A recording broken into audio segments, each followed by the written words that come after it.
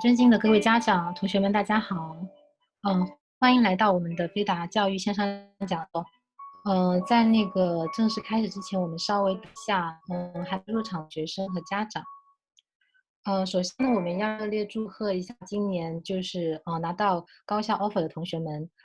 就像刚刚我们看到的第一页海报，我们今年的同学有被包括耶鲁、Berkeley 还有NYU，还有加州就是 UCLA 啊、MIT、斯坦福等等名校录取。所以呢，今年呢对于我们飞达来说呢，又是一个丰收的季节。那么我们飞达呢，从04年成立到现在呢，已经16年了。然后我们2018年呢，被大学理事会认证为 AP 学分课的授课地点。2019年呢，成功的拿到了美国教育界 WASC 的认证，并且呢，我们现在能够提供跟我们合作的高中的私立高中的 AP 课程、荣誉课程，帮助学生呢可以提高他们的 GPA，为他们的升学加分。那么同时呢，现在您看到的这张海报是我们因为最近那个国内疫情严重，我们提供的一个线上的一个春季线上课程。那么呢，如果说任何的一个同学报名我们刚刚看到的黄色的那张就是课表的话呢，我们会有全套的 SAT 的课程赠送。那么我们飞达呢也是美国比较注重素质教育的公司，我们非常注重学生全方位的发展。因为呢，我们觉得学生不止内在外在，还有他们从小就要激发他们的领导力、社会责任感，还有他们的国际化的一个视野。那么您现在看到的呢，就是我们飞达提供给学生的一些冬令营、春令营，还有夏令营的一些项目。包括呢哥斯达黎加、湖南，还有尼泊尔的就是不同的项目，涵盖了从人权、生物多样性、环境工程、公共医疗，还有小额贷款等等。所以呢，学生呢可以通过参加这些不同的项目，提升他们的视野，还有他们的领导力。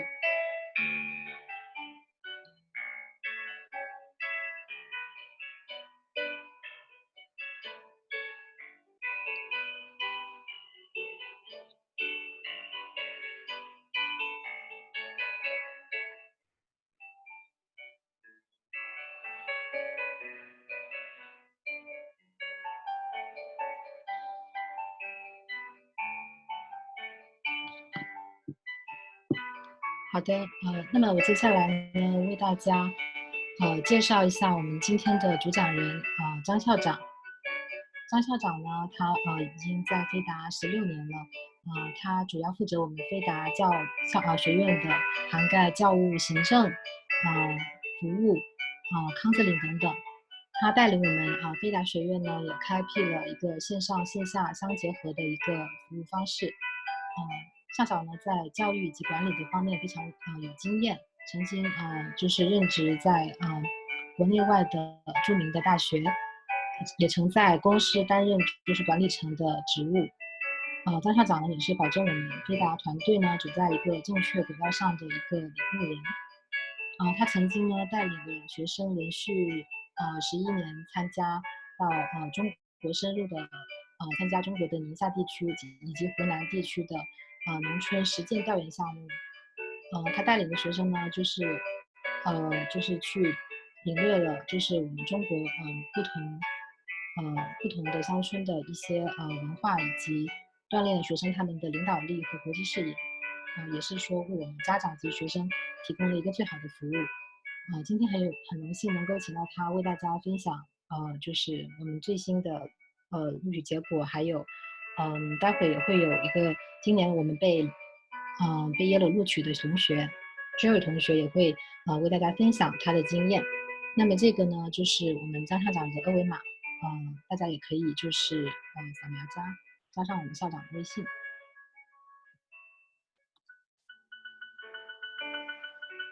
那么接下来呢，我们就把时间留给我们的主讲人，有请张校长。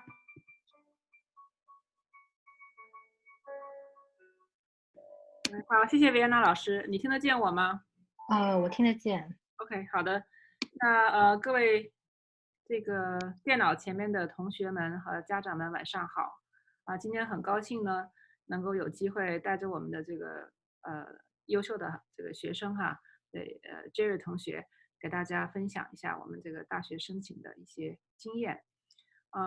今天呢，其实Jerry 同学他分享的不仅仅是说他怎么上这个申请的过程，我觉得更重要的是他怎么样能够在高中的这个3年多将近4年的这个时间哈，能够有效的利用时间，提高学习效率，然后养成很好的学习习惯。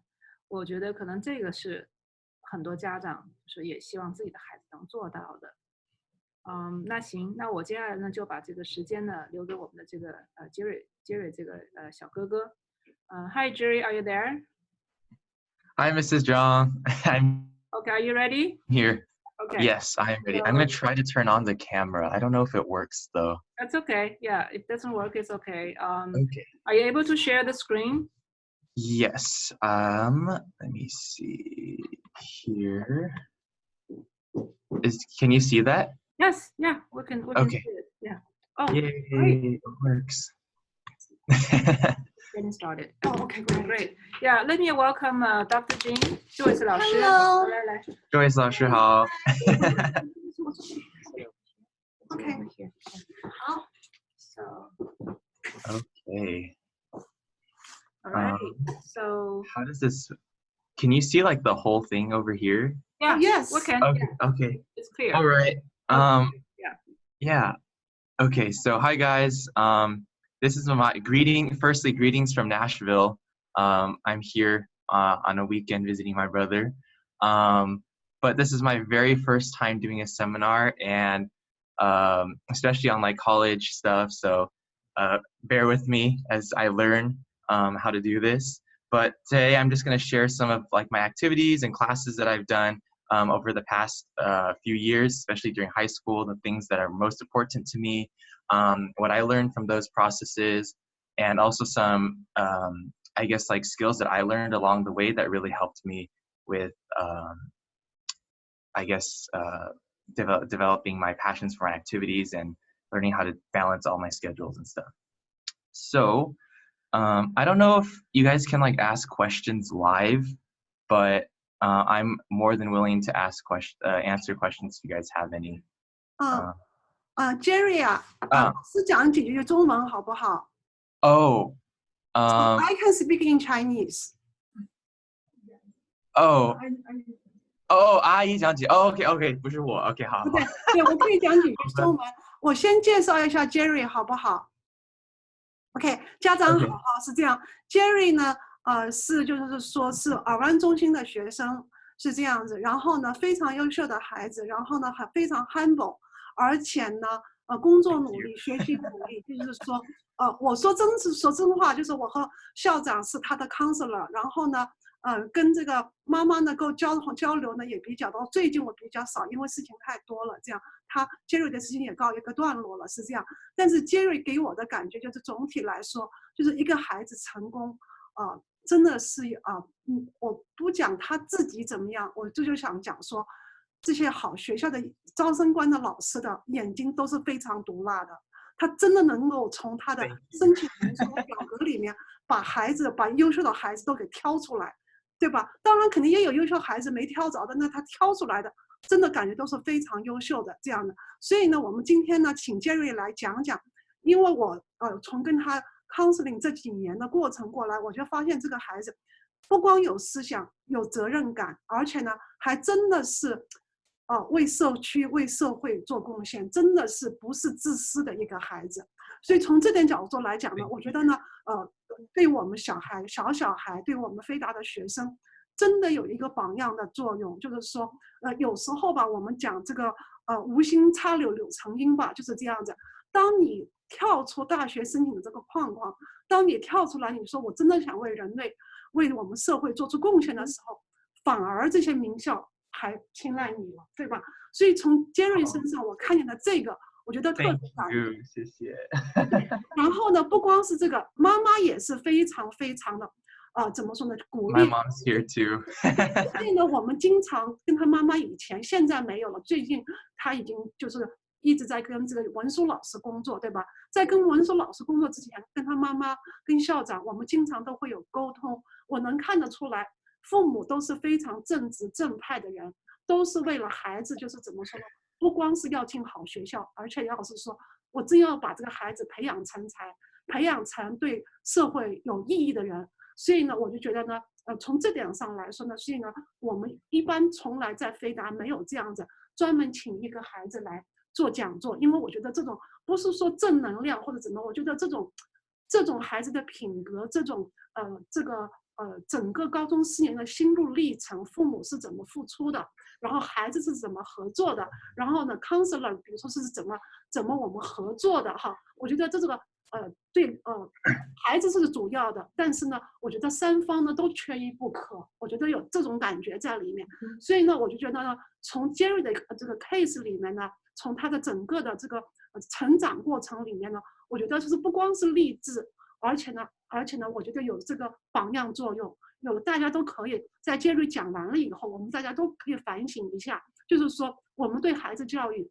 有没有缺陷，我们对孩子教育有没有急功近利的地方，对吧？看一看，就是说我们大家都是这些对孩子的教育各个方面都检讨一下，然后呢，也希望呢，Jerry会无私的奉献给大家分享他所有的经验，对吧？那从这个角度，大家也可以看看我和 Jerry 我们的孩子，或者作为父母，我们对这个孩子的要求或者各个方面差距在什么地方？我觉得这个是我们今天讲座的最主要的内容，最主要的对孩子对家长来说，我们可以受益的地方吧。我觉得是这样子讲，好不好？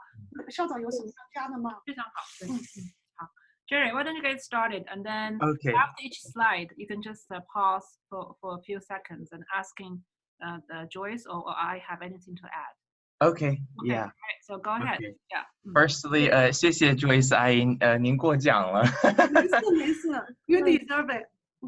I have the best guidance from you guys, always helping me. That's the only reason why I'm here today.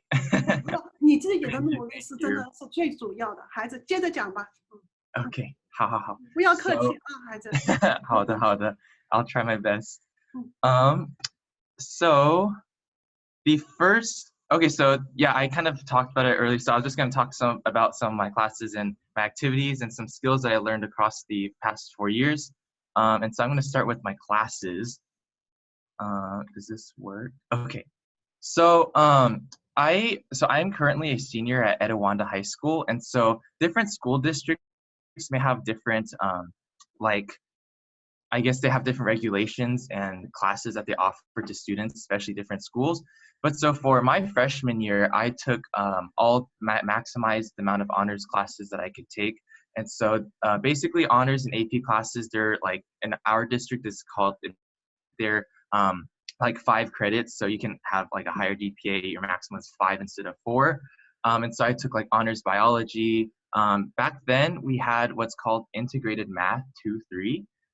This might be very weird to you guys in Irvine because I have some friends in Irvine that have mentioned that they've never heard of such a thing. But in our district, it's like integrated math 2-3, and then just honors English 1, architecture design, French, and I did track and PE. The split between the 2 semesters.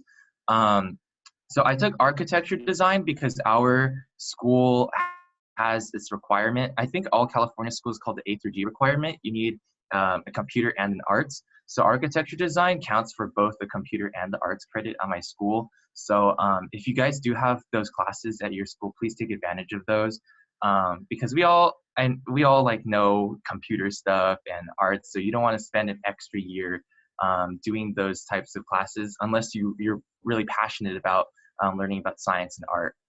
So that's why I just chose that to kind of get ahead in some credits. And then I've always I've always been a fan of like running and stuff. So I tried to do track freshman year. It was a lot of fun, but I couldn't continue it as my schedule was kind of filled up.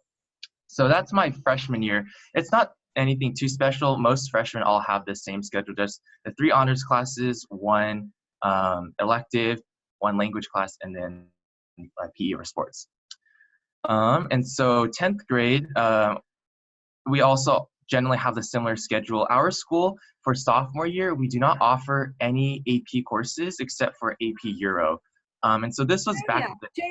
Jerry, sorry, 你可以要 share 你的 second slide 吗？ The second slide? Yeah, is that your course selection? Yeah, this is my classes, and then can you guys see it?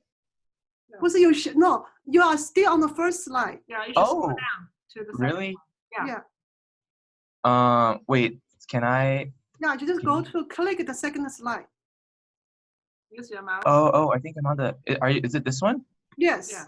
Yeah. Oh, I'm not sharing the. Okay. I know. I'm not sharing the right screen. Okay, it's all right. Go ahead. Okay, I'll just talk like this then. Okay. So sophomore year, our school, my freshman year, we didn't offer any AP courses, but now we have what's called AP Human Geography, which I think is like combination of like history and like geography, social sciences, that type of class. If you guys, I suggest you guys, or I encourage taking it if you're into that field. But I don't know, each school has different scenarios. So, but just I didn't have AP courses offered at my school during that year. 10th grade, my sophomore year, we only had AP European history as an option. So, for those who don't know, I am an extreme history, geography, language fanatic. So I love this type of stuff. And so this worked out for me. I love history. And so I also took honors pre-calculus, which is kind of like a grade ahead. And then just most other students, again, the same thing, honors chemistry, a language class in English. And so those are pretty same. And then this year I was different because I wanted to join ASB. Different schools may call it differently, but it's basically student government. We call it Associated Student Body at my school. I really liked, like I said earlier, I really liked, history, geography, language. So that field is what I wanted to get into, or I had a big interest in. So I wanted to experience a little bit more about, being in, so like in ASB, there's a lot of different things you do, a lot of behind the scenes work, making the rallies, preparing for the dances, but also a lot of having to get out in front of the crowd and knowing how to, get the crowd going. And it's also like, it was kind of a different, like out of my comfort zone type of thing. So I wanted to try and maximize my potential and see where I could go with this, and still learning more about how student government works at our school, and mainly to know there's so many different activities. And so what happens in ASB is that they pass a lot of the or everything that happens at our school has to go through ASB. And so this way I'm allowed to know all the different things that happen at my school. So if anyone ever asks like, hey, what day is this event? How much are the tickets? Or when is this game? I will have the answer to know. And so we can help the students get more together in that way. So that was my 10th grade year. And so also something to know, this year I only took AP Euro at my school, but I self-studied for AP Chinese and AP Bio. And so the parentheses are just the scores of my different tests. And so AP Chinese, I think we can all do pretty well at that. And then AP Bio is a self-study. That one I only got a 4, unfortunately. So and next, so my junior year. Oh my goodness, junior year was probably my most stressful year. It was very, very difficult. As you guys can see on my schedule, I have chem and calculus. So those 2 classes are probably the 2 hardest at our school. On top of that, with all the different activities, this was probably the most mentally straining year in my entire life.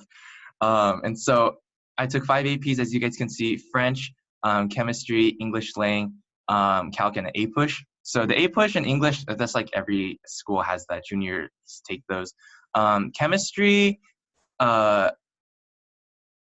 so at this point, I still wanted to, I had to explore my options. So I was both good at science and like history and humanities aspect, but I still didn't really know what I wanted to do. So I made sure that I wanted to at least do good in all the other types of subjects and classes, so that in case I do, let's say, want to become a STEM major in the future, I have that background, because I don't know how my future is going to go yet.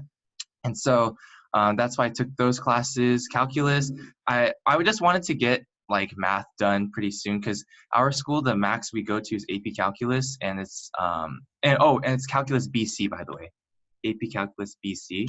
We only offer that at our school. We don't offer AB. So with that, and then what's also cool to note, I think, is that I skipped from French 2 to AP French. So this is, like I mentioned before, this is my passion. So I love learning about language and everything. And what's quite funny also is everyone at my school takes Spanish. And so I always wanted to learn French. I didn't want to, go with the crowd and learn Spanish. I thought French is something more unique because not many people speak it here. And also has like, a lot of history and international diplomacy, like significance. So it related to my field.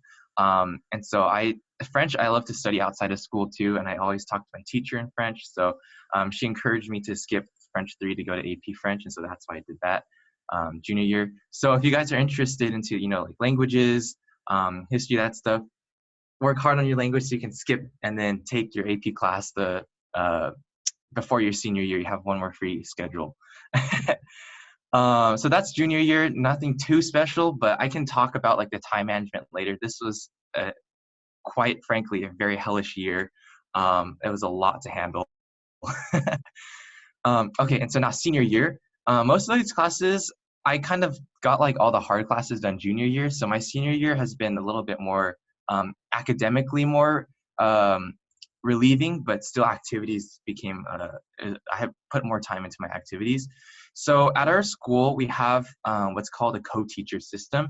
And so some teachers, they have teacher assistants, and those are mainly just those that help out with like grading, filing, and things like that.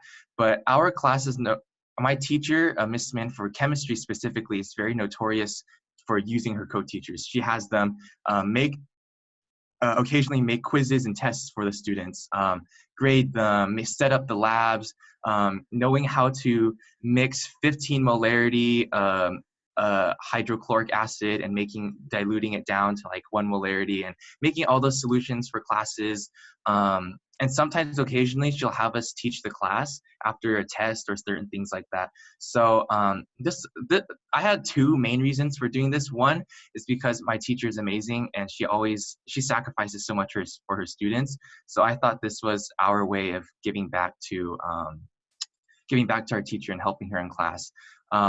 So that was my first reason. And 2, it's very different teaching people and tutoring people and knowing the topic of what you're learning.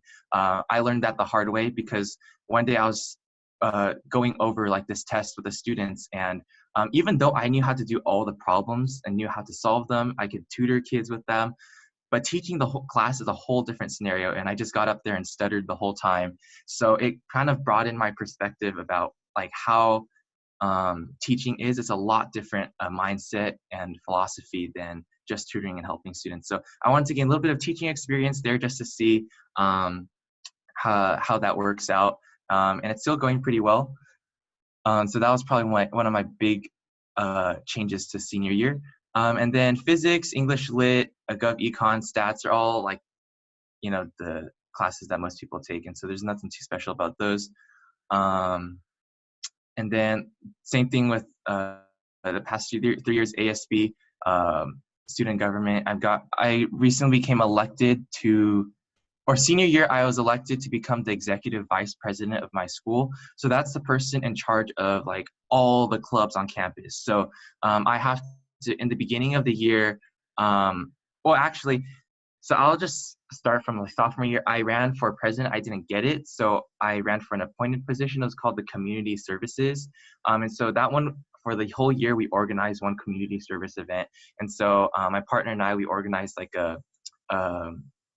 we contacted this like 5K run place and brought all our students to go help out. And then junior year, I became the junior project manager. And so this position is basically the one who has to delegate tasks to different students in your class. And we are the ones that handle designing prom. And so I had to, design our giant posters for the prom, what theme we had to do, discuss it with all our different people. And so that was my junior year for ASB. And then senior year, like I said, I handled all the club affairs. So I had to make a whole list of all the clubs, which room they met, which days, which teacher is the advisor, what the purpose of the club, passing it during our business meeting, and also organizing a club fair. So there are around like 50 it varies, 50 to 80 clubs on campus. And so I had to organize a club fair. It's during both lunches at our school, where we set up booths for them, for the different representatives of the clubs. And then they just talk to students. It's a big event at our school every year in the beginning of the year. So that's that. And then one new thing that I did want to highlight though was every single year, the position executive vice president, they do the club fair in the beginning of the year, and throughout most of the rest of the year, it's they kind of just sit and relax because there's not many things happening with clubs after that. I wanted to take this to another level. So when I ran for executive vice president, I wanted to make sure that these club voices were heard and that the student government and the student organizations would work more together. Because back in the previous 3 years, there are always people complaining, oh, when's the next food fair? When's the next this event that clubs can participate? When is this? And so that communication is always lost. Teachers and counselors, they always send out, the mass emails. I think you guys might use School Loop, but students don't check those. So I made this thing called the ASB Club Cooperation Union. And so we meet with all the clubs. It's not a mandatory meeting, but representatives from each club meet up with ASB. I handle the meeting every month, and I update them on events and things like that, and also help them learn how to sign different types of forms they need to fill out if they want to have a fundraiser, if they want to take money out of the account, all those things that they've always been complaining that they didn't know how to do. And so I just wanted to get the student government and the clubs together. And so that was probably my biggest accomplishment in that position. It's never been done before, and I humbly brag about it because I really like the idea of it. And then, so I'm almost done with this slide. And then, so also I forgot to mention, so the AP co-teacher, our teacher only, it's actually pretty selective thing. So our teacher only allows students who get a 5 on the AP test to co-teach for her AP chemistry class. There are some co-teachers who are able to co-teach for honors chem, but specifically for AP chem, they need to get a 5 too. So it's also a pretty big honor to be able to even co-teach for that. So those are, I think I touched mainly the basis on all the clubs or classes.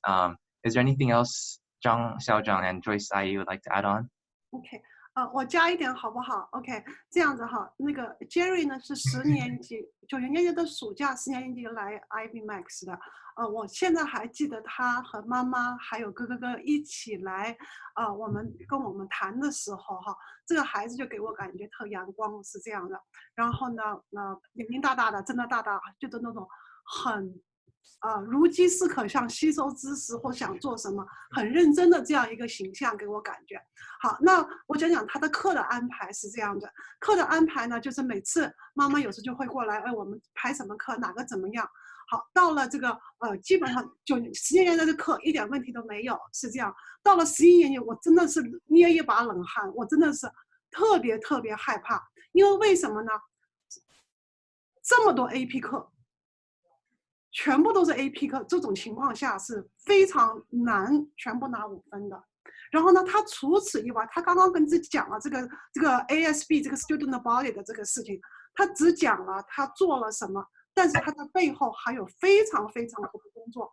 他比如说，刚刚我们南加有个叫 FBLA， 就是专门帮不是那 FCLA， 专门帮着就是说做提高选民意识的。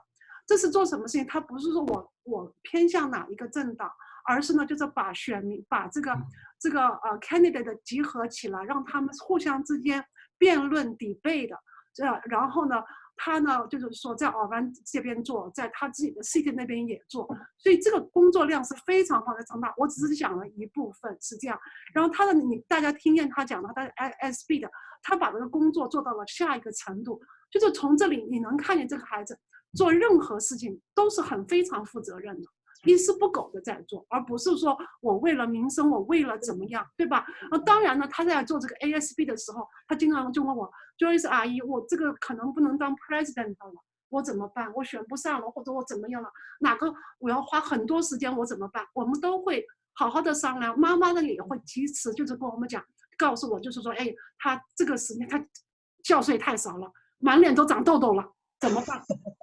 这是真的，是不是？妈妈在边上，对不对？呀，我妈妈也在这儿。对，所以呢就会这样。所以呢，当时看到他11年级的那个课，我真的是非常的，就是担心他会怎么样，是这样子。OK， 然后呢，不管学校怎么说，或者 AP 考试怎么样，他的成绩，他的5分考试，就证明这个孩子是花了很多功夫的。因为大家都知道，一般到了11年级，虽然 AP 课很多，但是也没有像他这样子，都是非常难的 AP 课。我举个例子，对吧 ？A push 大家都知道工作量是多少 ，AP Calculus BC 大家都知道 ，Calculus BC 的 C 部分是他在普通高中里面是最难的部分，工作量最大的。AP English Language 这个也是工作量非常大，他选的全是难课。然后 AP 化学那就更不用讲了，我是化学老师，所以我对他就是说这个付出的 effort 我是完全能知道。他可以晚上半夜里打电话问老师啊，我这个不会了，对吧？非常认真的做。然后那 AP French 就不要讲了，你 skip 一个 grade 还能直接上 AP， 所以他所有的课，他11年的课非常的 solid， 非常有分量，就是每一门课都是学校里，你说历史是学校最难的，是这个高中4年最难的，数学是高中4年最难的，然后 Science 也是高中4年最难的，是吧？英语也是高中4年基本上是最难的了，因为12年级还可以上个 AP 英语，他也修了 AP Literature， 对吧？这2个都是比较难上的课，所以呢，他在做这么多 AP 课的情况下，同时他还做这个学生会的工作非常多。然后呢，他是一个怎么孩子，就是说，如果学生会的其他孩子工作没做好，他会自己主动出来。我要把这个事情重新做一遍，做好。然后经常妈妈会跟我讲怎么办？这个学生会2个人负责另外一个孩子就是做功课，什么事都是 Jerry 自己做 ，Jerry 就是自己把它，一定不会去偷懒，一定把它做完。所以从这个角度，从这个里面，我觉得说孩子成功 Thank you 真的不是偶然的。一个是呢，就是说自己要怎么说呢？责任心非常重要，社会责任感。这种人格特质带到以后，后面对他的今后人生都是一个非常大的 plus。就是说，有些小孩可能就差这一点点，对吧？我不是说别人小孩不好，我只是觉得我们应该从杰瑞身上，孩子从杰瑞身上，学到什么东西，对吧？所以他不会说因为然后呢，他们从他们那边到尔湾这边是非常远的，是这样的。所以我们尔湾这边大的活动，比如说跟尔湾市长，对吧？有什么，比如说 non-toxic 的 promotion 做什么，他都是大方都每次来了就在台上主持节目的，你知道吗？所以我不说他领导才能，他最起码这个高中4年 ASB 对他来说是对他的非常大的锻炼，就是整个就是讲话台风，然后气场各个方面都锻炼得非常好。当时我记得第1年进 ASB 完了以后，第2年还进不进，我跟杰瑞的妈妈还有过讨论，我们进还是不进，因为这个太花时间了。那杰瑞说我一定要，我喜欢。那我们说好，喜欢你就要进，朝这个 office position 迈进，对吧？这样子好，所以呢，他告诉我今年可能不能当 president 了。我们说好，我们争取明年，对吧？因为这是选举出来的，对吧？然后当中还有很多关于选举的小故事，学校的老师是怎么不公平的，然后这个选票是有什么问题的，对吧？很多，然后从这个事情呢，处理上面，怎么跟老师处理，跟这个他的竞争对手处理这个关系上面，Jerry 表现出非常成熟的人格。哪里？能够怎么样的？然后呢，而且呢，非常 open 的跟 counselor 讲，跟妈妈讲，我们想怎么要做，你又不能得罪老师，对吧？然后我们怎么做法？然后 Jerry 呢也肯让，但是同时也要告诉家长、学生、老师，到底谁是真是谁是选出来的。我可以让，但是我们要怎么做，对吧？然后同时，但是呢，他虽然不是最大的主管，但是主要的活动都是他在做。这样呢，他是从他自己的付出，然后呢，让老师同学对他服气，是这样。所以呢，我觉得这个孩子真的非常非常不容易，这样子。好，那11年级呢，我知道他妈妈就是说他睡觉每天睡的多少，然后呢，外面的活动也没有放，所以呢，我就觉得就是这个孩子他是每分钟都挤出来，好好利用的。为什么我不是说 Jerry 不聪明哈，我是这样，我说任何孩子只要付出这么大的努力，他都会成长，都会能进比自己能够想去，都能进到自己喜欢的好学校，就是说能够把自己的最大的特色长处发挥出来，让老师同学都从心里欣赏这个孩子，这样的话你的推荐信各个方面都会好。好不好？这个校长要点评一点吗？挺好的，对，就是我不知道大家家长在听的时候有没有注意听 Jerry 同学分享他为什么11年级上的都是学校最挑战的课，对吧？刚刚朱老师也讲了，因为他讲了一个重点，他就说其实我还不是很确定到底我要走哪个方向，对，这个重点，我想家长可能可以捕捉一下。好，我补充一下这点哈，这个也是我们在 counseling 过程我们经常问的孩子呀，因为这个孩子文科不错，理科也不错，问他要学什么，一开始还讲过学医，这样子，所以呢，就是各种可能性都有，所以在这个时候呢，他就是说我要 leave my door open to all the possibilities， 所以他才会，他这个孩子文科是非常好，是这样子，所以大家也从他的文科课里面都是 AP 英语都修的。是这样，因为很多华裔孩子是不大修 AP 英语的，是这样的，所以可以看得出来。所以呢，他这个方面就是说，他是在这个高中4年的过程当中，在这个他对这个社会活动，对他的这个课外活动，在学校的这个比如说这个 ASB 的工作当中，慢慢找到他自己以后要做的路线是什么。在他做之前，他是说我不能把我的路给堵住了。我一定要，就是我有可能以后会要发展的方向，我也做，所以呢，他才会就是说 AP 化学也使劲修了，对吧？然后你看他的，即使他修了 AP 化学，现在他知道他不会学这个 STEM related field 了，他现在 AP 物理还是在修，对吧？所以这些东西其实说实话，在申请大学的时候，招生办老师都能看得见的。所以呢，一个孩子就是说，你修什么课，其实送了一个非常强的信号给招生办老师，就是这个孩子是个什么样的人，好不好？好，校长要讲吗 ？Yeah, okay. So Jerry 真的是就是像那种藤校要求那样，他 always challenge himself， 对吧 ？Go beyond comfort zone， 对吧？我觉得这个是他真的是做到了。对，这样其实因为经常有家长问我们说，哎，好学校有没有冷门？我说好学校没有什么冷门，对不对呀？所以就是尤其在孩子还不确定，尤其是好孩子，他可能都比较全面，他更没有办法那个时候可以决定说要走哪个方向的时候，这个时候呢，他的选课就变得特别的重要，对吧？好吧，行，那 Jerry, you want to show next slide? Yeah. Thank you. I'm not that great. Are we doing okay on time? Like, do I need to speak faster? Yeah. It's all right. Okay. I just don't want to take up too much time. No, don't worry about it. Okay, how. So now I'm going to talk about more of my activities, what I did mainly. And so these are the activities that I did put on my college application. Some of them I was like in and out, so I didn't really have too long of a consistent like effort in those. So I just didn't put a lot of them. But so the first one, very, very important to me, Joyce Ai talked about this a little bit, FCLA, Future Chinese Leaders of America. And so this organization, I came in the summer of 8th grade.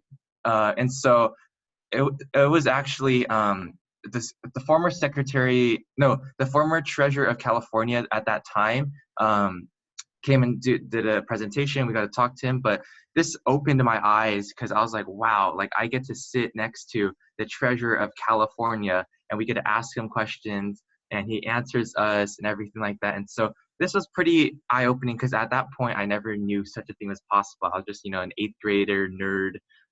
So I didn't really have anything cool. But the following year, under encouragement from my amazing mother, I ran for president of the organization. And so at this point, I have never been the president, or actually, I've never really even been in a leadership position before in my entire life. And so I learned so much from just being a leader of an organization. And so our founder, some of you guys may know him, Oliver Ma. So he, on the day of our election, there are a lot of things that we had to improve. And like I was taking notes, just saying, okay, next year we should do this, this, and this.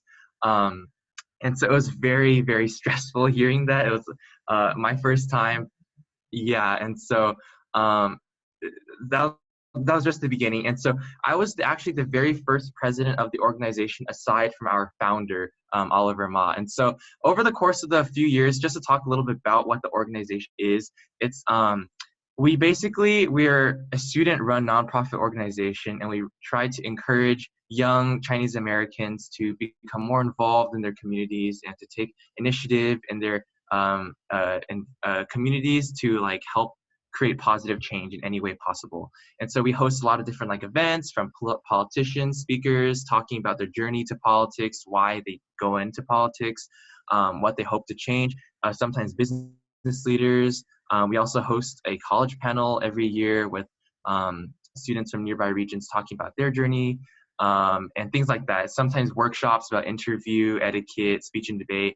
And also so that's like the gist of the organization. But when I ran for president, the one thing that I wanted, because I ran for president on the basis that before, a lot of the students of the organization were very, quiet. People came from different areas of Irvine or even outside of Irvine or Orange County.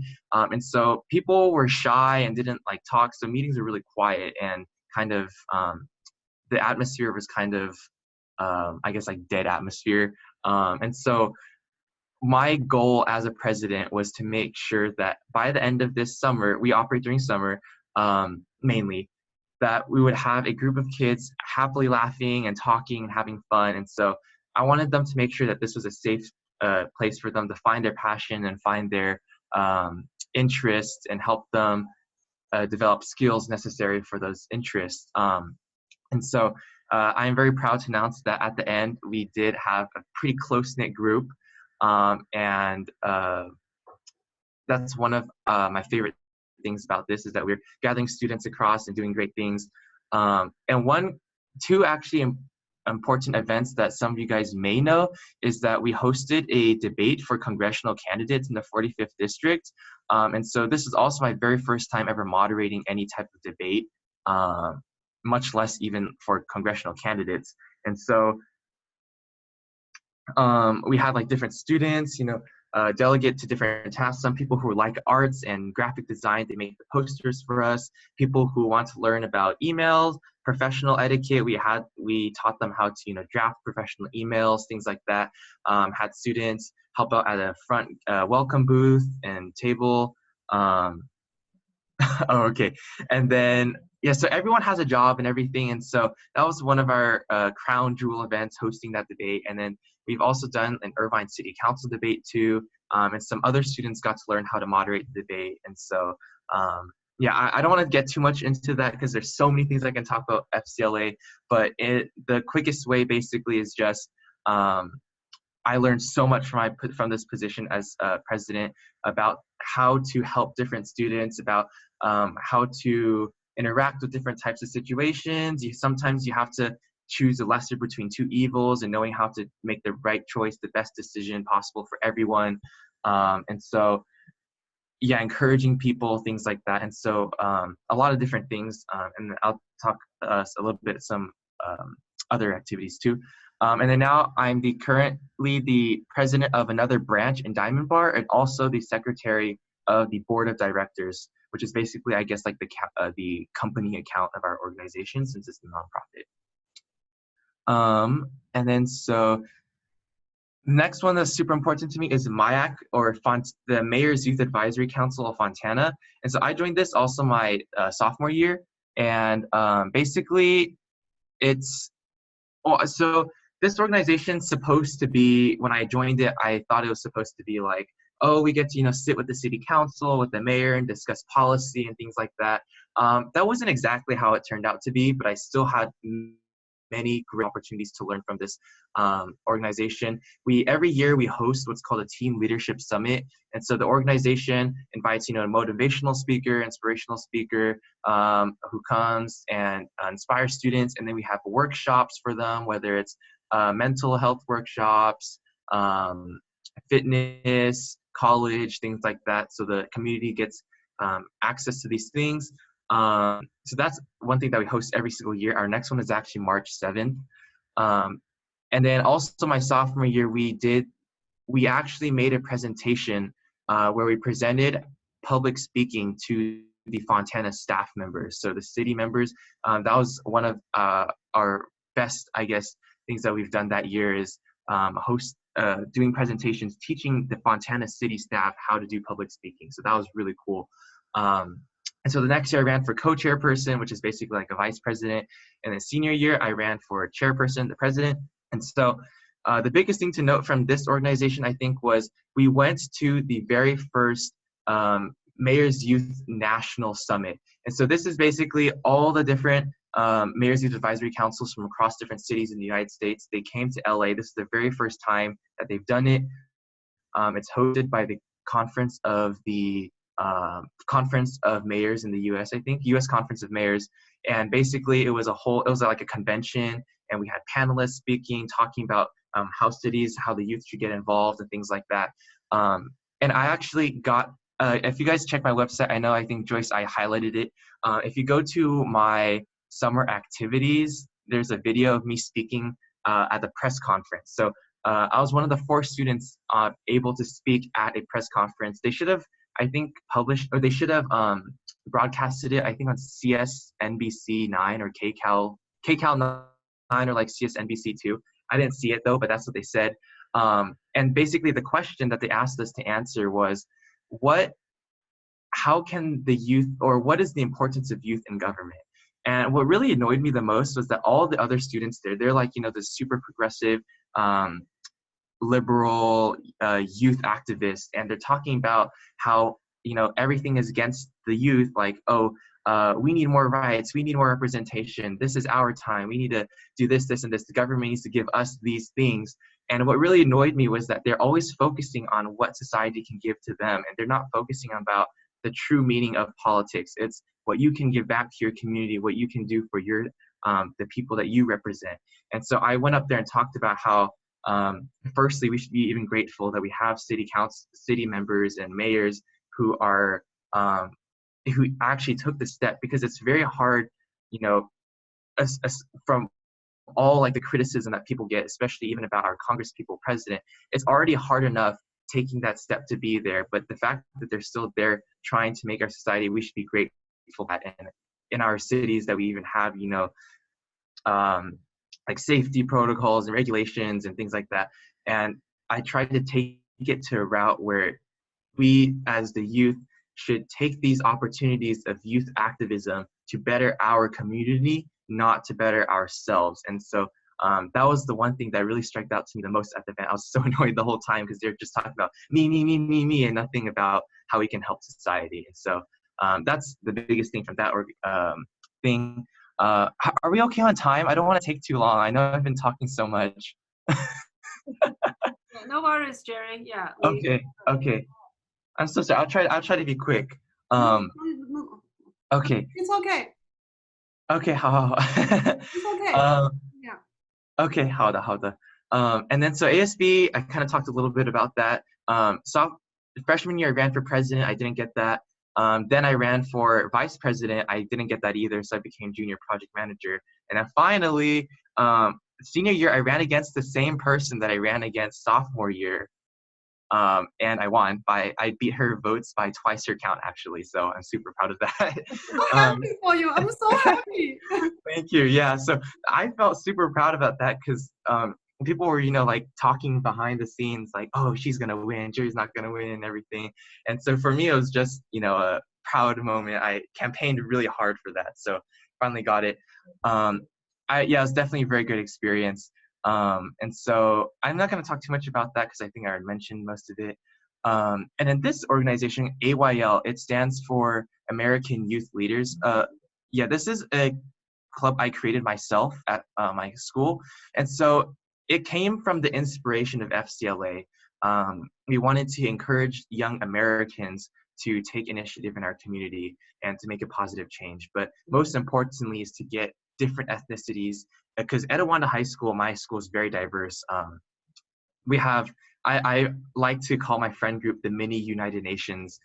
We have friends who are like, Christians, Jews, Muslims, Sikhs, Hindus, from, like India, Europe, Ethiopia, Mexico, girls, guys, people into STEM, humanities, music, arts, history, geography, all those different types of things. So, and there's, so a lot of different variety of characteristics. And so I wanted to make sure that we could target all the people, not just one ethnic group, and bring all the different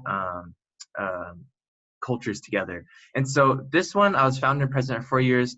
The biggest event that I want to mention here is the voter registration drive. So at the beginning of my senior year, just this past semester, I gathered my friends together and we all talked to the school about hosting a voter registration drive.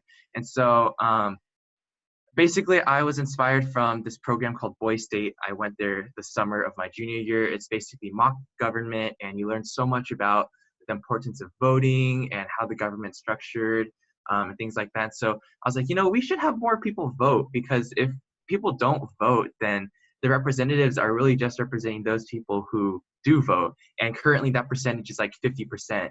And so quite frankly, the people that vote have 2 votes technically. And so it's not really representative of the United States. And so this was the message we wanted to get across. My club, we were the main, we had like 5 or 6 people in there. And there are 2 others from different clubs as well that helped with this process. And so we came together, we found an advisor, our librarian, who was super helpful for us and guided us. We made a presentation on the history of voting, why it's important, how to get voted, how to register. We actually taught them how to how to register to vote live at our presentation. And so we actually talked to our chair of social sciences at our school, and they made it a mandatory event for all junior and senior history/government classes to attend this event. So we had almost 1,800 students attend this event the whole day. We presented every single period, like 55 minutes from 7 o'clock to like 3. So it was a lot. But it was very, very fun. We had a great time. We learned a lot too with the process. And throughout the whole process, we managed to register 350 students. So that's a pretty decent number considering, some students, they don't know their social security numbers and things like that, so they couldn't do it on the day of, or seniors that already registered. So I encourage you guys to do this event too at your schools. It's very important that people are involved with their community. And actually also what's important, I heard that our district was planning to spread this event to every single other school across campus and make it an annual thing. So our success story really did make an impact in our district.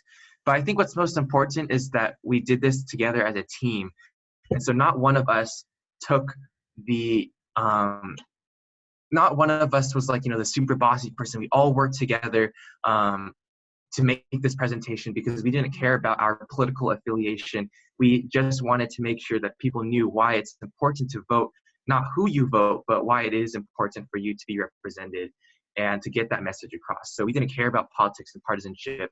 And so that I think was probably the biggest thing to note. So that's American Youth Leaders, the influence. And so next is NHS, CSF, NBC, so National Honor Society, California Student Scholarship Federation, National Beta Club. I stopped going to CSF and NBC at the end of junior year because I was kind of busy, so I kind of just stopped going. But NHS was my most important one. Our school, we are only allow students from 10th grade to 12th grade to join. And so I joined 10th grade, and what really shocked me was that we didn't do anything in the club. We just volunteered at events every meeting. We only met twice a week. We met twice a week, and people just go in, see the events during the slide, and come out. And so I was so shocked. Like, this club has 4 pillars. I'm sure some of you guys know if you're in this club: character, scholarship, leadership, and service. And so there's an application process. So the scholarship part was pretty easy, but the service part was the only other part that we talked about. There's no leadership whatsoever, no character development in the club. And so I thought we could take this club to bigger potential. And so I ran for vice president, and then the vice president automatically becomes the president the following year. It was by popular election, so I did win that. They're actually all popular election, most of these positions, except for AYL, because I created that club myself. And so my goal as president was, I had a few. One was to make the sashes, fundraise enough money to make the senior awards, like sashes and stills, free for all the senior students. So right now we currently have that possible. We can buy all of them for free for our seniors. And the next one, the most important one, I think, is give this club potential for development. And so I wanted to make sure that the students really become leaders on the campus, not just coming in and volunteering and going out. That doesn't mean anything at all. Anyone can do that. What's important is that a leader should be able to take initiative and bring their passion and make a positive impact. And so my junior year, it was very hard for me to do things because there are a few senior officers who had senioritis and they didn't really listen to me. But so I said, okay, we'll restart senior year and we'll make a new start when I become president. And so I created what's called a committee system. And so we split the club into 4 different committees. We didn't force anyone to join. This year we have around 83 members, a huge jump from the previous year, around like 40 to 50. And so we created these 4 committees. One was called the planning committee, which is like hosting events, planning events for the student body. So not just volunteering, but actually hosting, whether it's like college panels or speech and debate workshops for our students so that they can get information that the school can't give them in classes and things like that. So offer them opportunities and resources that they can't get from school. That's the planning committee. And then a fundraising committee, students plan different fundraisers at different restaurants or at school, and we have them plan dates where they can all come together and then look for sponsors and donors, walk around the mall maybe. So that's fundraising. And in curriculum committee, this one, students are the ones who develop leadership lessons for our club every month. And so it can talk about character, it can talk about leadership, but the students are the ones who are creating this presentation to present to the club and talk about leadership things. That's the curriculum. And then outreach committee is the last one. So this one is all about public relations, posting on our Instagram about our events, reminding students, inspirational quotes. And also the idea is to help them all work together. So let's say that the fundraiser committee did get a sponsor or a donor. It would be their responsibility to contact the outreach committee to make sure that they send regular updates to the donor or sponsor. Like what we use their money for, like, oh, we just use your money to give, these students a scholarship or something like that. But like they work together. And the planning committee, when they host an activity, actually right now, the planning committee, we are hosting a college panel at our school, the very first one, March 19th. So they make like the flyers and things like that, and then they contact the outreach committee to help them make posters, post it on Instagram, and maybe the outreach committee has some more artistic people so they can make alternative versions of those posters. So it's all about teamwork and working together and learning how to communicate with different people and network. And so that's my biggest thing that I wanted this club to do. And it's actually going decently well. We're still, of course, in the baby stages because this is the first year. So we're only hosting one event, but hopefully in the next few years, the future presidents can continue on and learn from this example. And also what's important, cool, I thought was pretty cool, is my counselor. She's very encouraging at my school. She's amazing. She said, oh, I'll come to your college panel if maybe in the future years us counselors can learn and then do this for our students, learn from you guys. Yeah, so same thing with the Mayor's Youth Advisory Council. They offered to come and see how we do it so they can also maybe do one for the city. So yeah, that's the National Honor Society. So that's the premise of why I wanted to run for that position. I really wanted to give this club a meaning to it, and not just people come in and just leave. And I thought it was so stupid that, you do that. Just a waste of your time, and kids put it on their college applications and they still don't do, So that's that. And then NUN I did for 3.5 years. I didn't really continue it the second half of my junior year because I got really busy. But this is just like kind of the only speech and debate type of club at school, and I love learning about different countries. So this is just like my passion. So I did it for many times. You guys can see maybe like the awards that I got on my website. I think I have it on there. I'm not going to go too much in it. And then Science Olympiad. So again, I joined this freshman year. I didn't know what I wanted to do yet, so I wanted to explore my options, keep my doors open to different possibilities. And our advisor is my AP chemistry teacher, and we all love her so much. So she's also one of the few reasons why every student there wants to stay in Science Olympiad. And then so junior year, I just ran for treasurer. Because our club it's literally like accounting. It's very difficult stuff. Paperwork is very, very strict and all those things. So like, it sounds like, oh, it's just treasurer, but like, to be honest, like this position is a lot of work, and I'm pretty much learning how to be an accountant, filing and making sure all the forms are correct, different signatures and things like that. But I love doing it because it keeps me organized and keeps me on my feet and making sure that we do our things right and we don't make mistakes. But this is also, I just wanted to get another position in this club because I love it so much, and I want to help students also deliver my same enthusiasm to them. Yeah, but oh, and also, yeah, my mom mentioned, so the previous year our club was at like $2,400. My first year as treasurer, the next year, well, actually, yeah, my first year as treasurer, I brought it up to $5,400 by the end of the year, including like a ton of expenses too. So this year, we're hoping to get it even higher because our club uses a lot of money to go to competitions and food and bus fees and things like that. So that was also another one of my motives. And then SHF. So this is, I am tired. So, and then this is the French club I created my junior year. It's called La Société d'Honneur Française. And so this one mainly was just for my passion in French, to talk about, French politics, geography, history, and then talk with students in French. And so the biggest thing from this one to take, I think, was we fundraised money to pay for the AP tests for 6 students who were, I guess, like low income. And so we helped with that. But other than that, we just have fun in this club pretty much, and then talk about, our French teacher is amazing. She's literally like a high school student, and she talks to us just like, students. So it's very fun interacting with her. And then almost done. So I was very lucky and honored to be able to chosen to be an internship for our mayor of Irvine, Christina Shea, with Ivy Max. And so from there, I learned a lot too about like organization, how the city functions, how they work, and all of that. Just a lot of learning experience in the policy field, and also being more aware of what we put on social media, how important that is, and things like that. There's a lot more to it too, but I don't want to take too much time. And then this is just my church volunteering. Every other week, I like to help out with the media tech just for fun. So that's just what I do.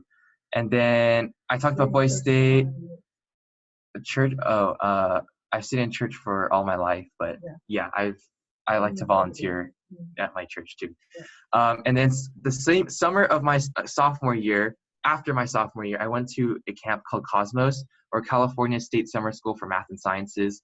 And so this one, again, like I mentioned all the time, I wanted to keep my options open. I didn't know what I wanted to do. But this one specifically, I chose the cluster. There are different like topics that you can choose for the summer. I chose the one on civil infrastructure.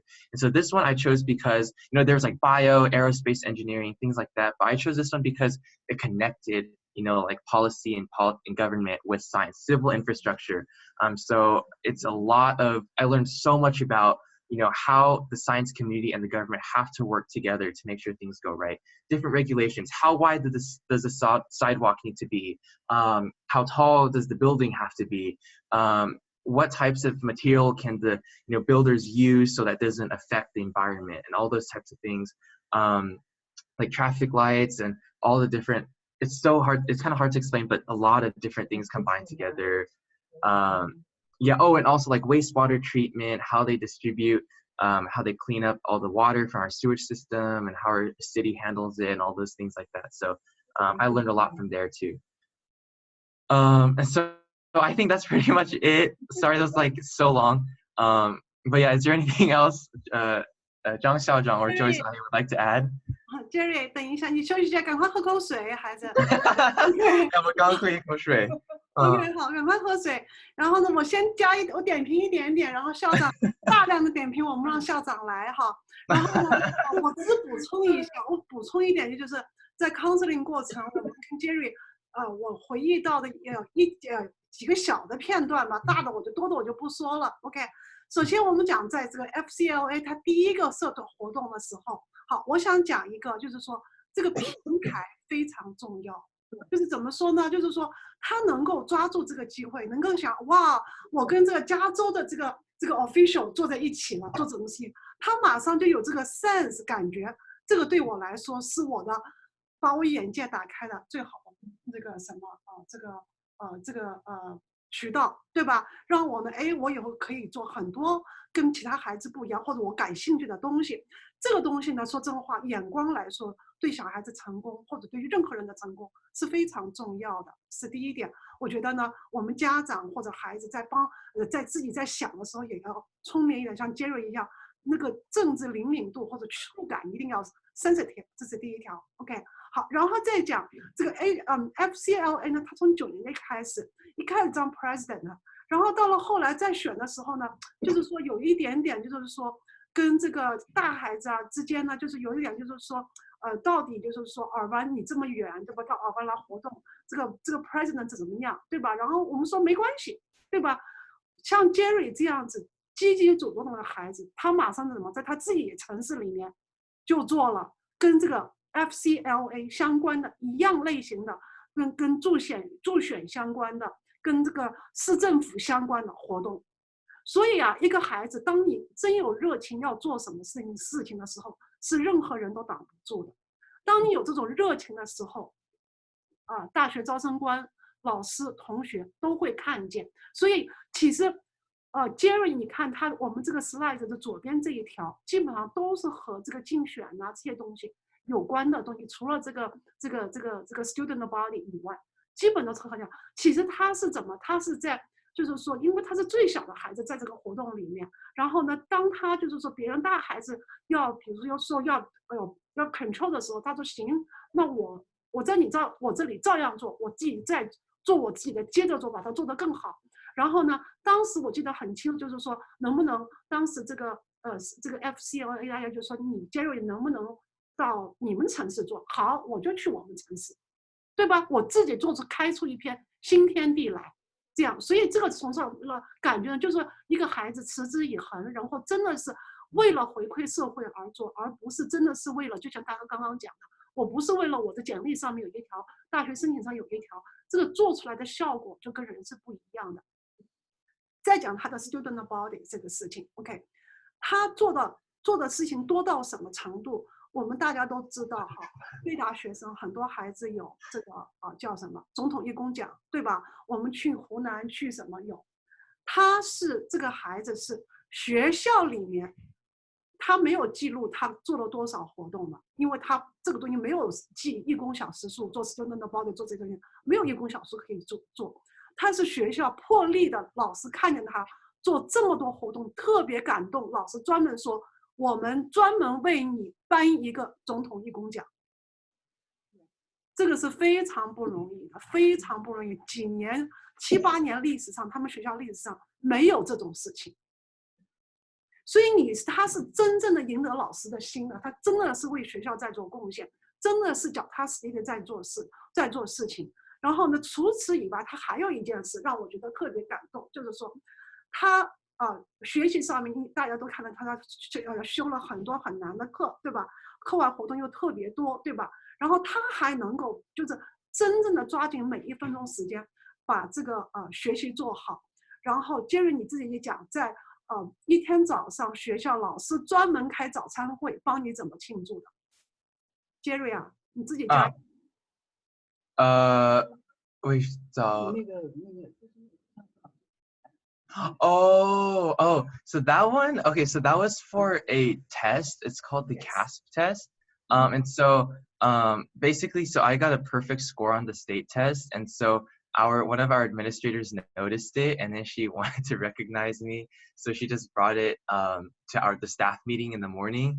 And then so actually, my French teacher and my A-push teacher were the first ones to stand up, and then other people just I don't really know what happened then, but yeah, just a lot of the teachers just gave me a standing ovation. Yeah. 对，其实对 Jerry 来说是一个非常大的 surprise, right? Jerry Yeah, I was super surprised. Yeah, super I had no surprised. idea. 为什么会这个样子？因为大家从他的刚刚讲的话里面，在他的眼里，所有老师都是好老师。在他的眼里，所有老师都是 so funny, so fun， 然后对我们真好。为什么这样？因为当你有一颗温暖的心去看你周边的人的时候，大家才会觉得你好，对吧？而不是说这个老师这个没做好，那个老师没。所以 Jerry 从来没有跟我讲过哪个老师不好，哪个老师怎么样。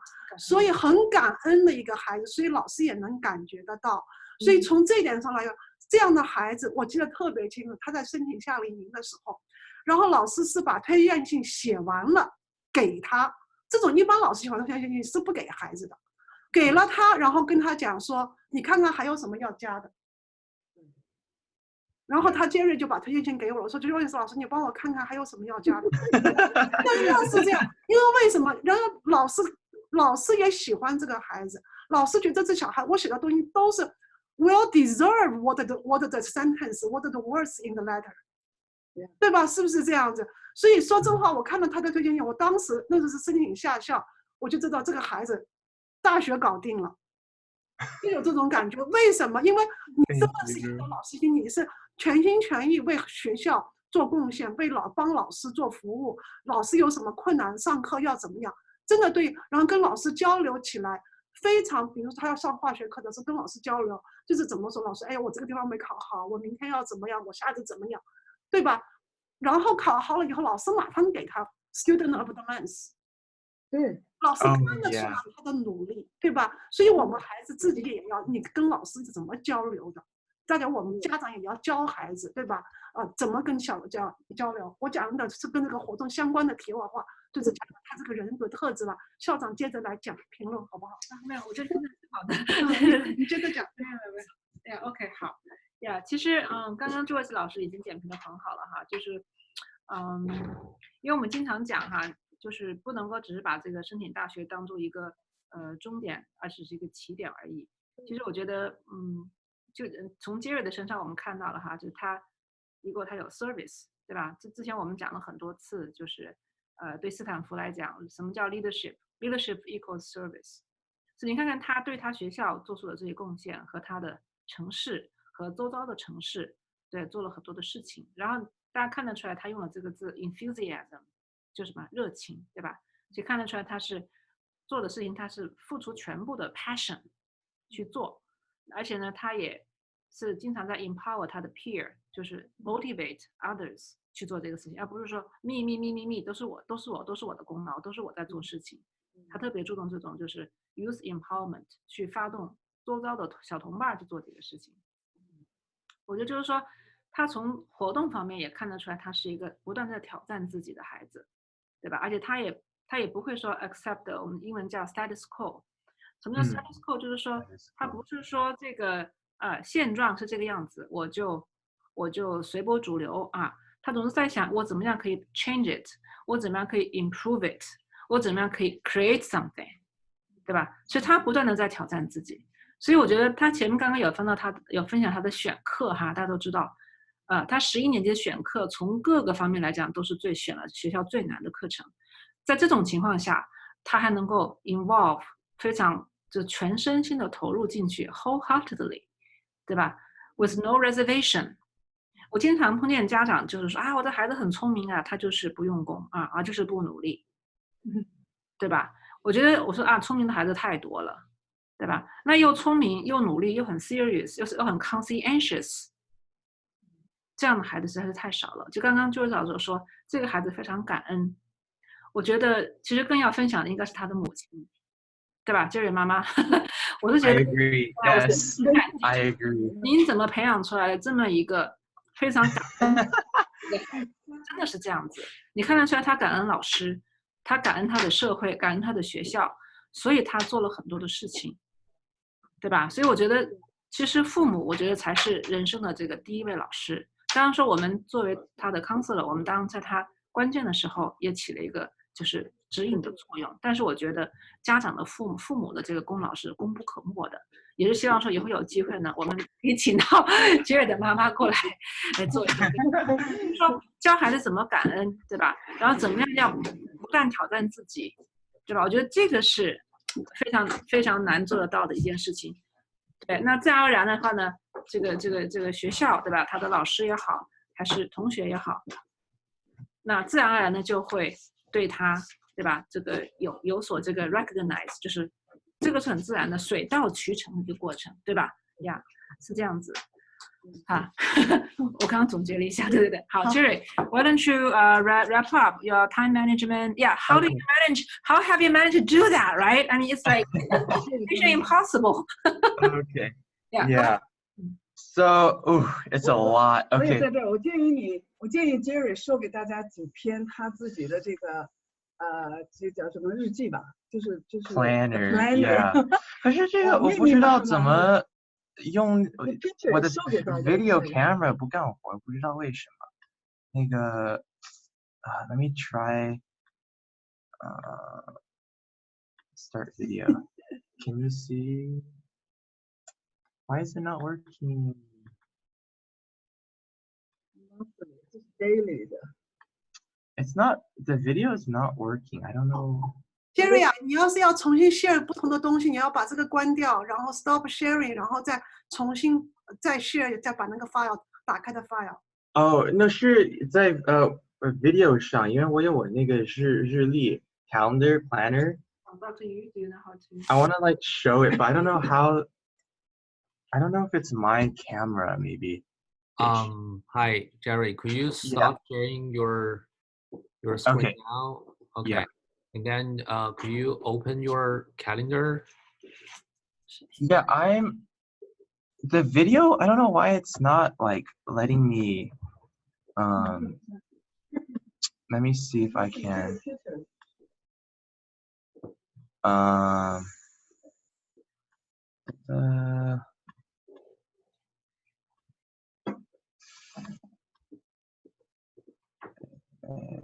Okay, well, if it doesn't work, then It's all right. yeah, okay. It's okay, then I'll just talk about it. Yeah.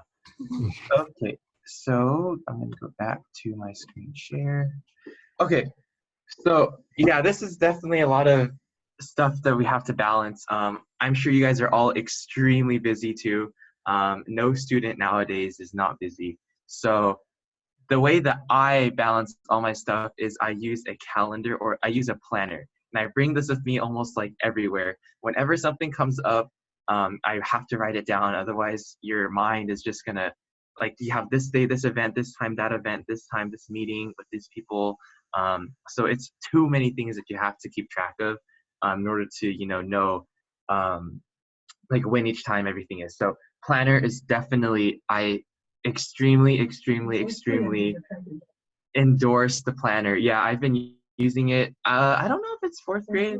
I think 6年级开始. Okay, well, my mom says 4th grade, I say 6th grade. But yeah, so and also I always have like, I use Post-it notes too. So, you know, the sticky notes, I put it on my planner inside the front page. So every time I open it, I will see like a checklist, basically what I need to do. Oh, this scholarship is this deadline. Oh, this college is this deadline. I have to talk to this teacher about missing this test and everything like that. So, and sometimes for like meetings, club meetings, I write down some notes for myself, what I need to talk about, so that like maybe I'm in the car and I have to prepare for a meeting. I just write stuff down like that. Things like that, like deadlines, what I need to do. I also, you know, like just things like that. Yeah. And then, but also like on the planner itself, like on the dates, like you have to plan out your whole like schedule, like I guess weeks to months in advance. And so there's like a week planner that I use, and then also like the month one shows like the month thing. It's kind of hard to like describe it because I really wanted to show you guys, but basically whenever like an event comes up, I just put it on my calendar. And so it just consistently reminds me, okay, I still have these things to do. It does get stressful sometimes because you fill up your calendar and every day it's like, oh my gosh, this month is going to be terrible. You have like every single day there's like some crazy event going on. That's going to be like the next few weeks still. But I'm sure you guys are all like that too. So yeah, use a planner. That's all I have to say. Use a planner so that you know what things are when. And so also different activities are different days. So like you guys saw in my other activities, FCLA is primarily during the summer. So we don't really have like, we've tried to have meetings over like school year, but everyone's too busy. It was too hard to manage that. So we just do it like from May to like August. MIAC is like every other Monday. We meet twice a month on a Monday from like 5 to 6:30. Like I have a meeting on Monday. And ASB is every day. It's a class too. And we typically have like activities almost like every day after school, whether it's a basketball game, this work day, things like that. American Youth Leaders, this one we can meet whenever we want. So typically we just meet. This is like we create this new concept. We meet over, you know, text and things like that. So instead of having to have time to meet and discuss, we just do it over the phone. And so we don't have to, you know, take that time to do it. If we're in the car, we can just do that, things like that. And then NHS is also every other Tuesday. So that sometimes just have to like know when they are. MUN is like Monday, Wednesday. Science Olympiad is we typically just have Science Olympiad every single day. That's my default room. I just go there every time. And then yeah, just other things too. So you have to know like the different days that your activities are on. So if one is on Monday, the other is on Wednesday, Tuesday, Thursday, you can plan those things out. So let's say you have a big event for a club that's coming on Thursday, and you have a club on Monday. Well, Tuesday and Wednesday, you don't have as many activities. Maybe go home and do your homework that you know for the next few days so that you can allocate that time more for the activities. So that's what I always do. I plan ahead and I'm aware. So like just this past week. So right now is a Friday. I actually missed school today. I'm in Nashville, so we flew here this morning and I missed school. So we had a test today and we had something else too, but this is our responsibility. You have to take ownership for your activities in your class. You can't have the teacher come to you and say, hey, you missed this class, you missed this homework. You have to be proactive. And so like go up to your teacher, hey, I just found out I'm going to be missing class on Friday. What are we going to do on that day? Can you let me know? Is there anything I can do earlier this weekend maybe so that I can do it ahead of time? And things like that, right? So activities are always things that happen. For ASB especially, we always have a lot of activities during school that we have to miss class periods for. So if you know that next week is going to be busy, do all your homework that weekend before. I'm telling you, you have to do that. That's what happened for me one week. I knew the entire week I was going to be dead with activities. I wasn't typically that week I went home every day like 8 o'clock, and sometimes I would come home at like 11 o'clock setting up for the next day's rally. So you have to know when your activities are, and this can only work if you have a planner that helps you map out what day you need to do what activity and things like that. And so like right now, just looking at my March activity. Like the 7th, we have like this team leadership summit, and then I have an interview like next Saturday or something, and then this competition at this Saturday. So this week is going to be busy with this activity and things like that. So I'm trying to get all my homework done this weekend. So next week I have some, a little bit more stress relief time to just do my activities without having to stress about my classes every day. That way it's a help to yourself. So one thing is you're doing all your homework on that day so you don't have to do it later. And 2, you're able to focus more on just your activities so that you don't have to stress about going home and doing your homework and hurrying things up. So there's 2, things, the 2 aspects to that. So just use a planner, plan ahead, and map out your schedule beforehand, and make sure you be proactive and know how to balance your schedule. Next week's going to be busy. I'll do all my homework this weekend. Tomorrow's going to be busy. I'll do it all today or something like that. So it complements each other. And so that's my time management strategy. And I think it is definitely stressful because everyone's going to be busy and you cannot avoid that. So, and there are going to be times when you don't have that many things, of course, and that's good. So take advantage of those, days or weeks where you don't have many activities, but just, it's going to be stressful, but if you manage your time well, it should be fine and you should get through it. And so that's on this slide. Is there anything, Zhang Xiaozhang, Joyce, you'd like to add? Jerry 啊，老师问你玩游戏吗？最近这3年没有玩那么多，以前都是周末可能玩几次。Freshman year, I had more time, so I played on the weekends and like the holidays. But starting sophomore year, there really wasn't even time to even have fun. Like the fun that you had was like hanging out with friends after school for like an hour, or Are you working on your ASB? Yeah. So like when you stop doing like I still have fun playing video games, of course, but I just haven't played in a long time. Okay, you kind of find the fun in your activities too, and so that's also find the passion in your activities too. 对，大家听见没有？就是说，真的，他是从他做的这些活动当中作为调剂，作为寻找乐趣。因为一个人不能永远光在做功课，他相当于是用做这种活动来调节他的这个，就是说左脑右脑啊，或者体力上啊各个方面啊。然后呢，他是在别人玩游戏的时间，他是用来提升自己，从这些活动当中得到成长，对吧？所以这个呢，我觉得是最可贵的地方，这样子。然后呢，所以刚刚他讲了很多 time management， 讲比如说用 planner 用什么东西，我觉得最重要的一点就是小孩在用你的时间的时候，一定是就是说各种活动怎么把它按照种类，按照用脑的程度来分开来。比如说，我可以先做数学，我后做英文，再回过来做 science。我当中不用休息，因为我是左脑右脑不停的在换的。所以 Jerry 用时间用得非常好，因为我记得他妈妈经常给我打电话，以前就说怎么办呢？每天活动做到这么晚。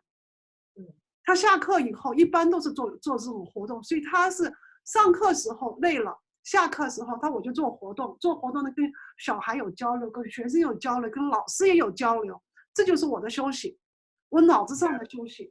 然后回到家里就赶快做功课了，每天都这样子的。所以呢，我们大家就是说，父母也要，我觉得真的是应该好好的想一想，就是说，看就是跟 Jerry 同学的距离在什么地方，对吧？然后其实接着很多家长会问，就是说我都不知道我们小孩学什么，我课外活动做什么，这个真的是不重要。是 Jerry 我们看得出来 ，Jerry 是在不停的做，不停的想我到底以后要学什么，真正找到自己兴趣点以后，然后他申请的是 political science， 是这样子。所以呢，可以看得出来他的活动，他其实介绍的 political science 也介绍的比较多，他其实 Science Olympia 做的也非常不错。Model UN 做的也很不错，对吧？所以呢，不要先去想我要学什么，如果知道是最好，如果不知道的话呢，到后来水到渠成，总有办法，是不是应该这样？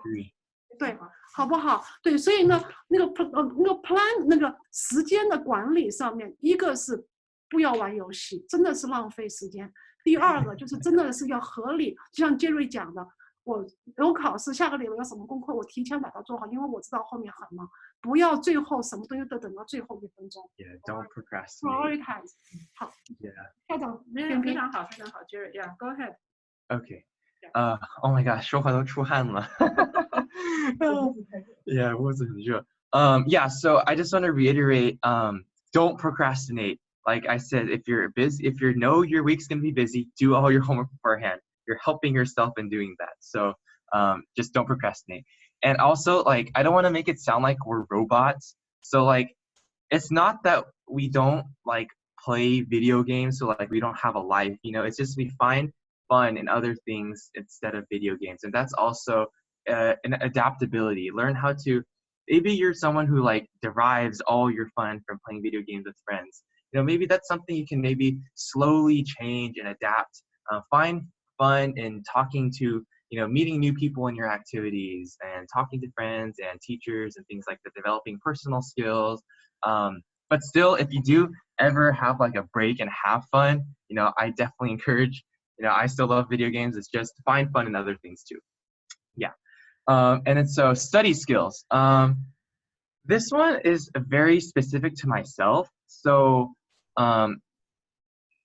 I don't want to speak for other students because I know different kids have different learning styles and different abilities. And so I don't want to like speak for everyone, but this is just how I do it. So the biggest thing that you have to do is pay attention in class. I don't know, I cannot emphasize this enough. Pay attention in class. There's so many students in my class that are like, oh, the teacher doesn't teach. They always do this thing. How do I even do this? Like, what do you mean, how do you do this? You're on your phone the whole period. Like, don't be asking how to do that. So definitely pay attention in class. Like, I never really had to like struggle in the concepts that much as long as you pay attention in class. Chemistry is a different story though. I struggled terribly in equilibrium, and so I asked Joyce I for help, and she helped me a lot. So this, yeah, chemistry is another different story, and AP calculus, but we can get to that later. But generally speaking, if you pay attention in class and ask teacher questions, don't be afraid to ask questions. There are likely times where students in the class have the exact same question but are scared to ask. So that also helps you be more proactive. Now that you're the one asking questions in class, you're the one taking leadership and initiative in that class by helping other students ask the questions they're afraid to ask. So make sure, pay attention in class. If you have questions, don't be afraid to ask it. Your teachers are there to help you. So they love answering questions. Don't think of it as a burden to them. So I don't know any teacher who doesn't, or maybe there are like very, very few, but I don't know any teacher who's like, don't ever ask me those stupid questions. They always love questions like that. So pay attention, ask questions if you don't understand. Yeah, so I kind of mentioned this, get help if you need. So if you're not understanding a concept, you have to get it like soon. Otherwise, it's going to start it's going to be a snowball effect. If you don't understand this part of this chapter, it might affect the next chapter and the next chapter and the next chapter. And so like as it continues on, you're just going to accumulate more and more things that you don't understand. And at the end, when you try to review all those concepts at once, you're just going to confuse yourself. So make sure you get tutoring from students or the teacher. So if you do need help, get help. Especially if you're in chemistry, equilibrium's disgusting. So make sure you get that right. So yeah. Yeah, chemistry is, whew. Okay. And then last one, make sure you grasp the major and key concepts. So unless you're taking, so I'll just say this, most of you guys are probably going to take a lot of AP classes. The AP test is focused on a lot of just the main topic, the main concept. So many times, like, you don't need to know too minute details. You need to know why or how this has happened.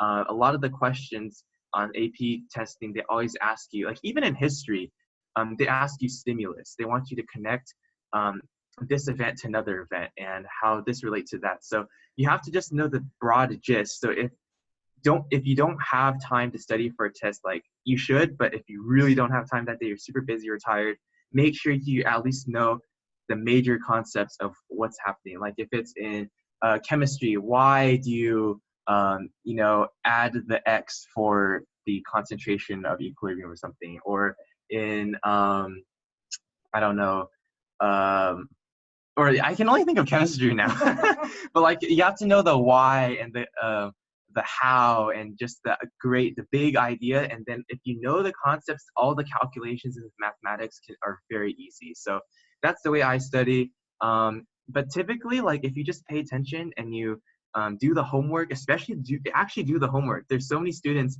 that like they just copy homework from their friends. And I mean, they get A's in the class, which is good for you, but then their tests don't show that score. So make sure you actually do the homework and pay attention in class. And generally speaking, you should be fine.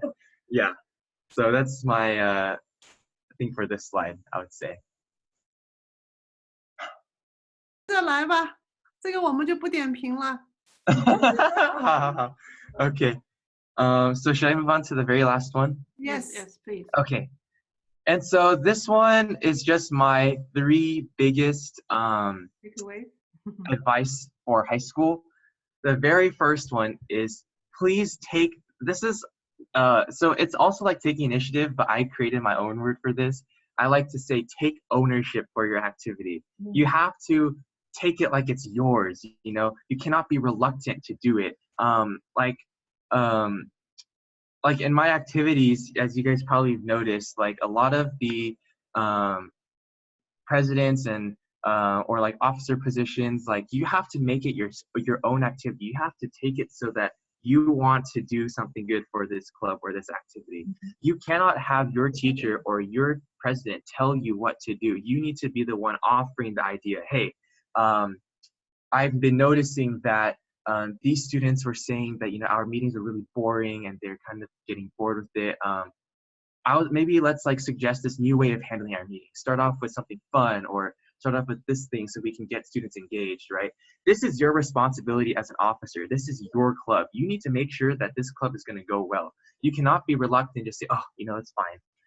I'm the secretary. This is not my responsibility. This is the president's. No, this is your team responsibility. Everyone should be equally responsible for your activity. And this is most important, being proactive, taking initiative, and owning your activity. I cannot emphasize this enough. You have to be the one to offer these new ideas and things like that. So one of my officers, or like something that I really hate to hear is that like students, they just like, it's whatever. It's just the club's gonna, you know, turn bad anyway. People already stopped doing it. No, this is, you ran for this position for this club. You interviewed for it or something like that. So you should be responsible for this. This is your duty to the club. So make sure you take ownership. And along this way, you learn how to be more open to ideas. You learn how to be more, you know, friendly to people, open-minded, calm, and all those things too. So it's more than just, it's both helping yourself and helping the club too, or your organization or whatever it is. Or like even in your job, right?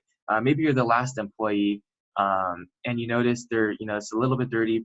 This is your responsibility to help make, you know, maybe like wipe the tables a bit cleaner or mop the ground a little bit cleaner, because this is your like shop. You want people to enjoy coming to your restaurant or, you know, place and whatever. So just make sure you take ownership. That's the first thing. And 2, make the most out of your activities. So like I kind of mentioned in my NHS, there is so much potential to develop so many leaders in that club. Don't waste the opportunities and resources that they give to you. For that voter registration drive, I dragged some of my friends to go do it with me, and they didn't want to do it. Some of them were a little bit reluctant to do it at first, but I was like, okay, firstly, you're in the club, you're an officer, so we should probably do this anyway. And 2, this is an opportunity you cannot miss. We are making history at our school and our district. This is the first time in any type of thing where our school has made such a mandatory event for students. This is half the entire school, 3,600 students. And so he did end up doing it with me, and he was MC, like the main, like I guess the transitioner, the host. Other people, we split up slides and things like that. And so he then told me how like he wrote about this event in his essays and things like that. But these are opportunities you cannot miss. So make sure if your activity has something that you like, don't be lazy, be proactive, take initiative, and don't waste those opportunities. And one phrase that I really like to say is the gates to success will only open to the doors who will step through it. So like basically what it is the gate is already open for you. People who want to succeed will walk through that. People who don't take that opportunity will not walk through that gate. So make sure you walk through that gate and don't waste out your resources and your opportunities. Because, you know, like with that voter registration thing, we could have all easily said, oh, it's too hard, we can't make it mandatory, or, oh, you know, people probably have already done it anyway. It's going to be too political. No, you cannot think in that mindset. You have to make people think, oh, this is not a political event. This is just for benefiting the community. You have to change their mindset to think that if that is the mindset. So make sure you don't waste opportunities. And 3, find out your passion and make a contribution to society. So I think Joyce Ai or Zhang Xiaozhang said this, but like, you don't have to know what you want to do yet. But obviously, if you do know what you want to do, that's great. That'll help you a lot in finding your dream or vision. But if you don't know, just figure out what you're interested in. You know, like what do you like to do? Like for me, to help me brainstorm for my essays and things like that, I literally went into my Google Documents. I typed in favorite songs to listen to, favorite movies, favorite books, favorite hobbies, whether it's playing card games, playing video games. And I just, get ideas, and then like favorite type of, or favorite like genre of music, favorite, those types of things, or just like notice things about yourself, what you like to do, hang out with friends and have boba, And so those things, like, just figure out what you're interested into. And then once you find those, you can then find out what you want to do, whether if it's like music or film. Because I joined the Facebook group for my, for the Yale class of 2020, that one doesn't work. And the students were sharing, their passions, and it's literally everything. Some person he loved to do farming, and he got into Yale on majoring in agriculture. And someone else did music. And so it's really just do what you love to do. And I'm sure, don't do activities just for college. Like, ask yourself, if someone asks you, why are you doing what you are doing? And your only answer is college, then don't do it. Quit. Don't do that activity. Because then you won't be able to write an honest and genuine essay for your college essays, and they will notice it. They can tell between flakes and people who are genuine with themselves. And so that's the important thing. But also make sure if college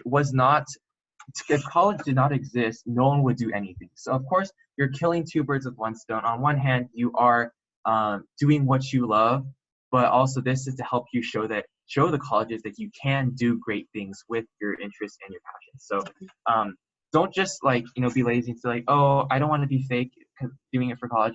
If college was not a motivator for everyone, no one would work hard. So just find your passion and then do something great with it. Like I have a friend, he asked me about film because he really likes film, and he didn't really want to do Science Olympiad anymore because he didn't find interest in it. He's like, oh, I want to go to USC's film school. And I was like, okay, well, the idea is very important. You have to have people who give you great ideas, and Ivy Max is super great at offering advice and helping, giving people advice like that. And so I was like, maybe something you can do is ask the school, has the school ever hosted a movie night for students?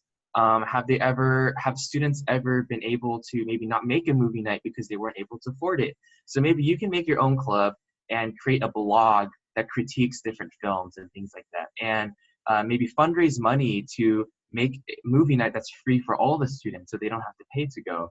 Or maybe make a film for a veterans association and post it, and then talk, and like maybe you you want to go to the military in the future or something, or you just really love what the military does and you want to make a film on them. It shows your passion and also connects your interests together. On one hand, I love film. On the other hand, I love our military, and maybe like my dad was in the military or something, and I want to do like this film on veterans and their situations at their senior centers and things like that, problems they face, and make a film on that. And then let's say maybe you are interested into politics. This is perfect. What is there that the veterans are missing from the government, and what can you do? How can you help them show these things that they're missing so that the government can provide it to them? So it combines all those things together. So just find your passion, make a contribution, and do something good with it. They want to see that, one, you have interest, so that you're not fake, you have genuine interest for things, and two, you can do great things with what you do. So those are the two biggest things. So yeah, and so so this is pretty much my last slide. But before I end, I really want to make sure you guys know, like, Joyce Ai and Zhang Xiaozhang makes it seem like I'm just doing this all by myself and I'm like this super great person. I'm really not. I have such great guidance and help from Ivy Max and my mom and all their help. So this is a great effort from the counselors and teachers and things like that. And so this is a group effort, and make sure, like, Ivy Max is here to help you guys too. So they're more than willing to help. So always, ask them for help and questions and professionals. And so, yeah, this is not just me. I have such good help and guidance. None of this would be possible without Zhang Xiaozhang and Joyce Ai and all of Ivy Max's help. And so I hope you guys really learned something from our seminar. And then I'll hand it back to Joyce Ai. Jerry， 谢谢你哈，我加两个 ，Jerry 有点太很客气哈，然后呢，看得出他是感恩的孩子，但是呢，说真话。Jerry 真的是，就是说他妈妈真的应该要 very proud of him， 是这样，一个孩子有 initiative 真的是非常不容易，知道自己要做什么，这个是可能很多孩子成熟和不成熟的区别吧。我就是说 Jerry 懂事，爸爸妈妈教育的也好，这是看，所以我们的工作也容易，应该这样子讲，这样子。其实 Jerry 你不用谢我，因为最近这个一年，这大学申请开始，我就没做什么事情了，因为就什么最关键的时候。That's you're there to help in the most important time. 好，谢谢。那我想讲呢，就是说我们在跟 Jerry 的妈妈和 Jerry 合作当中，我们也有过比如说互相的交流的比如说哪里不通畅啊，什么都会有过，但是呢，我们都克服得很好，大家我们本着的原则都是为 Jerry 好，为孩子好，对吧？然后从这个原则出发，然后呢 ，Jerry 今天讲得非常好，然后呢，今天呢，因为谢谢 Jerry， 也谢谢你们。不用谢 Jerry， 我们是应该。Thank you for inviting me. I'm honored to even do such a seminar. 谢谢，然后谢谢妈妈所有的活动，我们 Ivy Max 的活动，妈妈总是开这么远来来做这个所有的活动。My mom is the OG. 反正 Jerry 的妈妈是真的是非常，就是真的是个 great mom， 应该这样讲。Yes. 对，好，然后呢，我就是想讲呢，就是说呢，我们对所有的孩子都是一样的，是这样，这是第一点。然后第二点呢，就是说今天的时间有限了，我们已经讲了很长了，我们呢就不开放call in了，是这样子，好不好？我们今天呢是这个虽然有北加的学生参加，但主要是南加，所以呢我们就邀请了Jerry 同学是我们南加尔湾中心的学生。那以后我们还会做类似的讲话，以北加学生为主，我们也会还接着做这个对大家这个孩子有激励上进的这个作用的讲座，然后呢让家长同学都从这种讲座当中得利，大家都能够找到差别，找到努力的方向。好，我就讲这么多，我们大家今天就结束到这里。好，谢谢大家参加，谢谢大家，我们下次再会。Thank you. Thank you. 谢谢 Jerry 啊 ，OK， 拜拜。谢谢 Joyce 阿姨，谢谢张校长。OK， 拜拜。Thank you for all your help. You're welcome, Gary. You've earned it. I am very blessed to have such wonderful counselors like you guys. 好，谢谢。OK， 拜拜。Okay, bye bye. Bye guys. Bye bye. Good night. Good night.